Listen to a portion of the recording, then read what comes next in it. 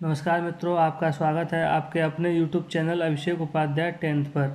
तो आज हम अध्याय 2 के प्रश्नावली 2.1 का अध्ययन करेंगे और उसमें प्रश्न 1 से लेकर 5 तक के क्वेश्चनों का हल देखेंगे। पहला प्रश्न है, निम्नलिखित व्यंजकों में से कौन कौन एक चर में हैं बहुपद हैं। ध्यान से सुनिएगा, क्वेश्चन क्या है। एक चर में बहुपद पूछा, यानी कि चर क्या होते हैं, मैंने आपको बताया था जो आपकी ABCD होती है ना, वो चर होती हैं। वो बहुपद की पूछे तो बहुपद का मतलब एक ऐसा बीजीय व्यंजक जिसमें प्रयुक्त जो भी चर हैं उनकी घात धनात्मक पूर्णांक हो। ठीक है बेटा। अच्छा, और कौन कौन नहीं है कारण के साथ हमें उत्तर देना है। तो देखिए बेटा, पहला प्रश्न है आपका 4x² - 3x प्लस के 7।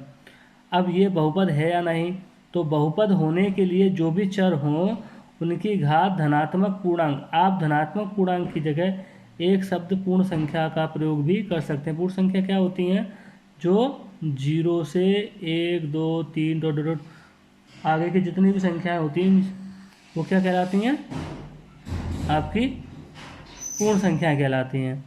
तो देखें, इसकी भी घात प्लस की है और इसकी भी घात प्लस की है, तो क्या कहेंगे कि ये जो बहुपद है, और देखा एक चर में ही है, यहाँ पे भी x, यहाँ पे कोई दो चर तो है नहीं, तो ये एक चर में बहुपद है क्योंकि प्रत्येक चर की घात धनात्मक पूर्णांक है।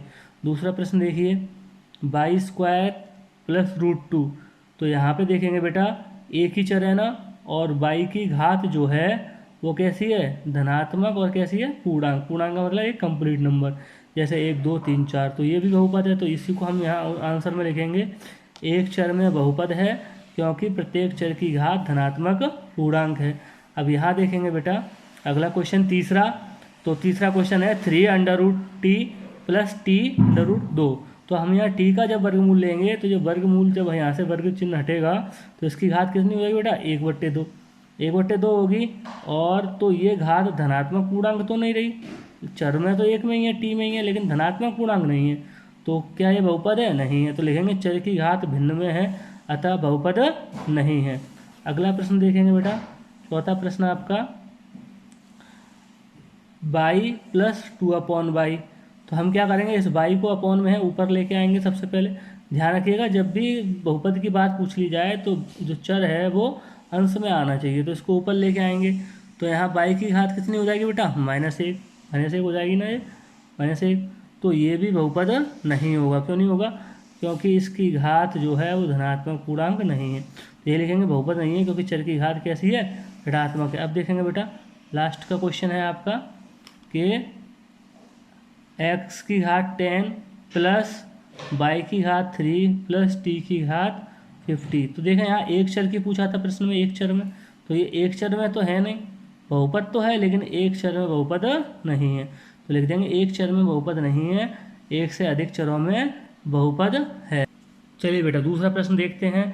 इनमें हमें x² का गुणांक, अब गुणांक क्या होता है बेटा, ध्यान से समझे। देखें बेटा, जैसे मैंने कोई संख्या लिखी 2x, तो गुणांक का मतलब जो चर के साथ गुणा वाला जो अंक है, गुणांक में गुणा वाला अंक, तो इस x के साथ क्या गुणा में है, 2, तो इसको क्या कहेंगे, गुणांक।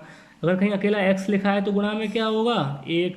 जहाँ कोई संख्या नहीं होती तो उसमें किसका गुणा होता है, 1 का। ध्यान रखिएगा बेटा। तो इसने x² का गुणांक पूछा है, तो इसमें x² वाला पद कौन सा है, ये वाला। इसके साथ कोई गुणा में कोई संख्या है, नहीं है, तो इसका गुणांक कितना होगा बेटा, 1। अब यहाँ आते हैं, इसमें x² वाला पद कौन सा है, ये बीच वाला। अब इसके साथ गुणा में कितना है, कोई नहीं, 1। लेकिन चिन्ह देखना होता है हमें, तो इसके साथ किसका चिन्ह है, माइनस का, तो इसका गुणांक कितना होगा बेटा, -1। अब इस पे आते हैं, इसमें x² का गुणांक कितना है बेटा, π/2 है ना। देखें x² के साथ गुणा में, तो इसका गुणांक क्या होगा बेटा, π/2। अब यहाँ देखें, यहाँ x² वाला पद है क्या, नहीं है। तो क्या करेंगे, जब x वाला कोई पद अनुपस्थित हो, जैसे x² का पूछा है, तो उसका गुणांक उस समय क्या होता है, 0। तो इसका गुणांक क्या होगा बेटा, 0। अब अगला प्रश्न देखेंगे। ध्यान रखिएगा बेटा, जब भी किसी पद का गुणांक पूछा, जैसे इसमें x² का पूछा था, तो अगर इसमें x² नहीं है तो उसका गुणांक क्या होगा, 0। ऐसे ही अगर मान के चलो ये x की घात 3 का गुणांक पूछता, तो x की घात 3 भी नहीं है ना, तो उसका गुणांक कितना होगा, 0। जब कोई पद ना दे रखा हो और उसी का गुणांक पूछ ले, तो उसका गुणांक क्या होता है बेटा, 0। तीसरा क्वेश्चन है, 35 घात के द्विपद और 100 घात के एक पदी का एक एक उदाहरण देकर समझाइए। तो हम क्या करेंगे, 35 घात के द्विपद, 35 घात का द्विपद का मतलब हो गया बेटा एक 35 घात में होना चाहिए और द्विपद होना चाहिए। तो 35 घात में बेटा क्या बनेगा, कोई भी बना लो आप, x की घात 35 और द्विपद बनाना है तो कुछ भी इसके साथ जोड़ दो, तो ये क्या बनेगा 35 घात के द्विपद का उदाहरण। 100 घात के एक पद, यानी कोई भी 100 घात का हो, एक पद ही हो, तो क्या बनेगा x की घात 100। समझ में आया बेटा। अगला देखें अब चौथा प्रश्न, निम्न बहुपदों में से प्रत्येक बहुपद की घात लिखनी है। तो जब भी बहुपद की घात लिखने को आ जाए बेटा तो करेंगे क्या, इसमें जो चर की सबसे बड़ी घात होगी, क्या चर की जो सबसे बड़ी घात होगी वही क्या कहलाएगी, बहुपद की घात। जैसे हमारे परिवार में जो सबसे बड़ा बुजुर्ग होता है ना, उसी के नाम से पूरा परिवार चलता है।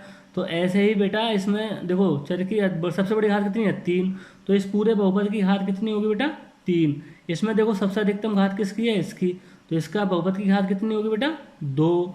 अब यहाँ देखेंगे बेटा, यहाँ बहुपद में जो चर है, चर की अधिकतम घात, यहाँ टी की घात कितनी है 1, तो इस बहुपद की घात कितनी होगी 1।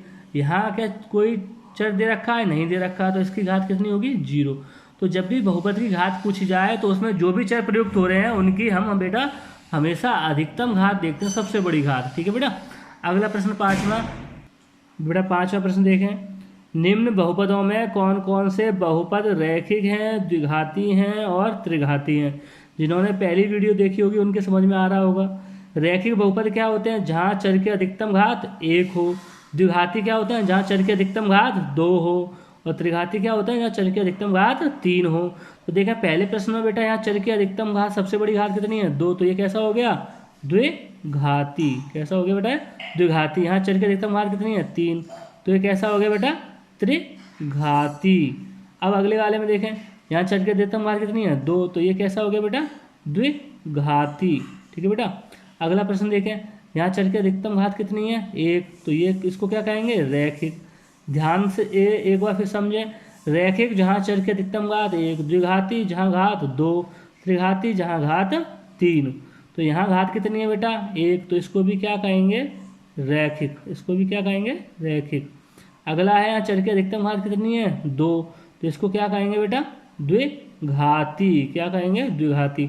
और यहाँ पे देखें बेटा चर की अधिकतम घात कितनी है 3, तो इसको क्या कहेंगे त्रिघाती।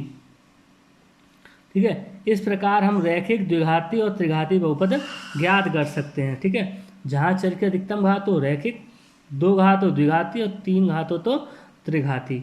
चलिए, अगर आपको ये वीडियो पसंद आई है तो लाइक करें, शेयर करें, चैनल को सब्सक्राइब करना ना भूलें। अगर आपके कोई सुझाव है तो हमें कमेंट लिखकर ज़रूर बताएं। धन्यवाद।